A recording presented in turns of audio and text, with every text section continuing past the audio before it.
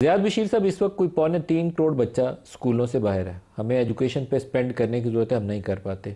ہمیں health sector کے لیے اضافی وسائل چاہیے، ہم وہ بھی نہیں کر سکتے.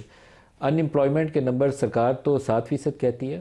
میں نے کچھ دن پہلے حفیظ پاشا صاحب سے انٹرویو کیا اور انہوں نے گورنمنٹ کے جو کیے ہوئے ریسنٹ سرویز ہیں ان کو سامنے رکھتے ہوئے وہ کہتے تھے 22% تک ان امپلائمنٹ کا نمبر پاکستان میں جاتا ہے. تو امپلائمنٹ جنریٹ کرنی ہے تو پاکستان میں سرمایہ کاری چاہیے. آپ لوگ آگے آئیں گے، مزید فیکٹریاں لگائیں گے تو یہاں جابز پیدا ہوں گی. فیکٹریاں پہلے بھی بند ہو رہی ہیں. کچھ تجاویز جس سے یہ صورتحال بہتری کی جانب موڑی جا سکے. جی جیسے یہ شہزاد سلیم صاحب نے کہا کہ یہ جو ٹیکس ہوتا ہے نا، it is a by product of a flourishing economy. اگر آپ اکانومی کو تیزی سے نہیں چلنے دیں گے تو ٹیکس نہیں آئے گا. آپ نے اکانومی کو دبا دیا ہے، آپ نے کنٹریکشنری پالیسی بنا دی ہے اور آپ آؤٹ کم گروتھ سمجھ رہے ہیں. جب پالیسی کنٹریکشنری ہے تو آؤٹ کم گروتھ ہو ہی نہیں سکتا. پالیسی ہیز ٹو بی ایکسپینشنری اگر آپ کو گروتھ چاہیے. تو پہلے تو ہمیں یہ چیزیں ٹھیک کرنی پڑے گی.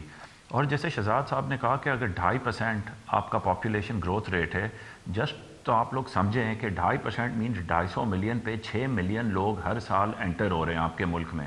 جب 6 ملین لوگ انٹر ہو رہے ہیں، جیسے انہوں نے کہا کہ 6% تقریباً آپ کو GDP گروتھ چاہیے، جو ان کا لیگ فگر ہے of about 4 million people entering جو اکانومی میں انٹر ہو رہے ہیں ورک فورس میں. تو آئی مین یہ چیزیں ہیں. اور آپ کو ریونیو گرو کرنا ہے ایک سائڈ پہ. جو ٹیکس کلیکشن ہے وہ ڈیپننگ سے ابھی نہیں آ سکتی، یہ ابھی براڈننگ سے ہی آئے گی. اگر آپ نے ڈیپننگ کی اور کچھ بھی کوشش کی، یا آپ کا سیکٹر جو تھوڑا بہت رہ گیا ہے کولیپس ہو جائے گا. تو ہمیں کاسٹ کٹنگ کرنی ہے دوسرے سائڈ پہ.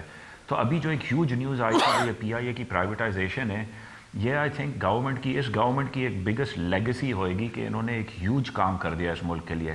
بیکاز آپ کی جو اسٹیٹ اونڈ انٹرپرائزز ہے، SOEs کی بلیڈ ہے، وہ ایک سائڈ پہ جسٹ ایز امپورٹنٹ ہے. ریونیو جو کلیکشن ہو رہا ہے آپ کو اس کی بلیڈ کم کرنی ہے. اینڈ آئی تھنک جیسے نواز شریف صاحب کی probably one of his biggest legacies was کہ اس نے بینکنگ سیکٹر کو جب پرائیویٹائز کر دیا، پورے آپ کے لونز اور یہ وہ جو بیڈ ڈیٹس ہوتے تھے ختم ہو گیا اور بزنس انوائرمنٹ صحیح ہو گیا اور بینکس پروفٹیبل ہو گئے.